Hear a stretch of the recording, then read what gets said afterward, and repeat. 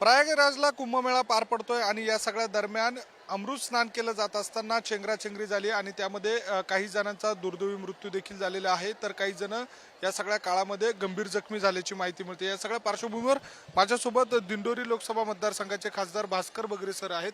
Sir, या सगळ्या काळामध्ये आता आपल्याकडे देखील कुंभमेळा होतोय, 1 ते 1.5 वर्षानंतरचा हा सगळा उत्सव असेल।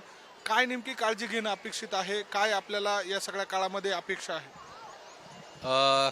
काल रात्री प्रयागराज इथे अमृत शाही स्नानाच्या निमित्ताने जी गर्दी झाली आणि त्या गर्दीमध्ये जी चेंगराचेंगरी होऊन माझ्या मते काहीतरी 15 ते 20 लोकांचा मृत्यू झाला, परंतु अजूनही आकडेवारी समोर आलेली नाही आहे।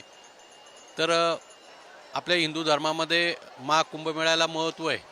अशीच घटना पाठीमागच्या काळामध्ये आपल्या नाशिकच्या सरदार चौकामध्ये देखील झालेली होती आणि म्हणून शासनाला विनंती की या निमित्ताने भूतकाळामध्ये ज्या घडलेल्या घटना आहे किंवा आता कालचीच प्रयागराज या ठिकाणी झालेली घटना आहे, या घटनेचा बोध घेऊन नियोजन करताना भाविकांना कुठल्याही प्रकारची गैरसोय होणार नाही किंवा गर्दी जरी झाली तरी त्याच्यावरती कंट्रोल कसं चांगल्या पद्धतीने करून भाविकांचा जीवावरती हे स्नानाच्या निमित्ताने बेतणार नाही याची काळजी शासनाने घेतली पाहिजे। चांगल्या पद्धतीचं नियोजन केलं पाहिजे। अशा सूचना ज्या वेळेस बैठका होतील त्यावेळेस मी करणारच आहे, परंतु या घटनेचा बोध घेऊन आजही इथं नाशिकला मौनी अमावस्येच्या निमित्ताने एका बाजूला प्रयागराज ज्या ठिकाणी महाकुंभमेळा होतोय आणि म्हणून भाविक तिकडे जरी जाता आलं नाही तरी शेवटी रामकुंडाचं किंवा या भागाचं महत्त्व असल्यामुळे आज प्रचंड गर्दी या ठिकाणी झालेली। तरी मला शासनाला विनंती किंवा प्रशासनाने यामध्ये लक्ष घालून चांगल्या पद्धतीची व्यवस्था भाविकांची केली पाहिजे। तर 2 संदर्भ आपण या सगळ्या काळामध्ये दिले, प्रयागराज आणि नाशिकचाही संदर्भ दिला।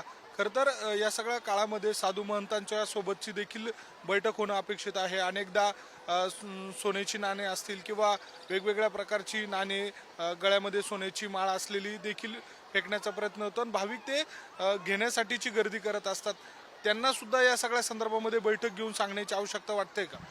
अगदी बरोबर आहे, कारण प्रसाद म्हणून भाविक समजा नाणी असतील किंवा ज्या काही गोष्टी साधू संत त्या ठिकाणी याच्यावरती शिक्षांच्या याच्याकडे भक्तांकडे उधळतात आणि ती घेण्यासाठी जी गर्दी होते आणि त्या गर्दीतून असे प्रसंग होतात। तर थोडंसं प्रशासनाने या संदर्भामध्ये साधू संत, सामाजिक कार्यकर्ते, लोकप्रतिनिधी या सगळ्यांना बरोबर घेऊन जर व्यवस्थित त्या पद्धतीच्या सूचना दिल्या तर ह्या घटना भविष्यामध्ये घडणार नाही। या दृष्टीने काळजी घेणं खूप गरजेचं आहे, कारण अशा घटना घडणं म्हणजे त्या कुटुंबाला प्रचंड धक्का। म्हणजे एका बाजूला धार्मिक कार्यामध्ये सहभागी होऊन जर एखाद्याचा जीव जात असेल तर शेवटी त्या कुटुंबाची फार मोठी हानी या निमित्ताने होते आणि म्हणून होऊ नये तर या सगळ्यांचाच एकत्रितपणे जर बैठक घेऊन या सूचना दिल्या, कारण आता लवकरच आपल्याकडे 1.5 वर्षावरती आपल्याकडे महाकुंभमेळा होतोय आणि त्या निमित्ताने नियोजन झालं पाहिजे असं मला वाटतं। महाराष्ट्र पोलीस असतील या सगळ्या काळामध्ये विशेष जबाबदारी घेऊन ते कर्तव्य पार पाडत असतात, मात्र ज्या वेळेला अशी कुठली आपत्ती निर्माण होऊ शकते अशा वेळेला मिलिटरी फोर्सची आवश्यकता असते। आपल्याकडे जो होणारा कुंभमेळा आहे त्याला या सगळ्यांची मदत घ्यावी अशी काही आपण सूचना करणार आहात का? नक्कीच, कारण पोलिसांवरती त्यांनी रस्त्याकडची सुरक्षा बघावी का भाविकांची नदीवरची सुरक्षा बघावी, म्हणून महाकुंभमेळ्यामध्ये जेवढ्या यंत्रणा आहेत, आपली जी बलं आहेत, या बलांचा उपयोग करून प्रत्येकाला वेगवेगळी जबाबदारी जर दिली तर एक चांगल्या पद्धतीचं काम नुसतं पोलीसच नाही तर वेगवेगळी आपली सशस्त्र बले आहेत त्यांचा वापर नक्कीच यामध्ये केला पाहिजे। आपत्ती व्यवस्थापन NDRFच्या ज्या टीम आहेत त्या टीमचा वापर केला पाहिजे, आता असंच मला वाटतं आणि मी होणाऱ्या बैठकीमध्ये या सूचना नक्कीच करणार।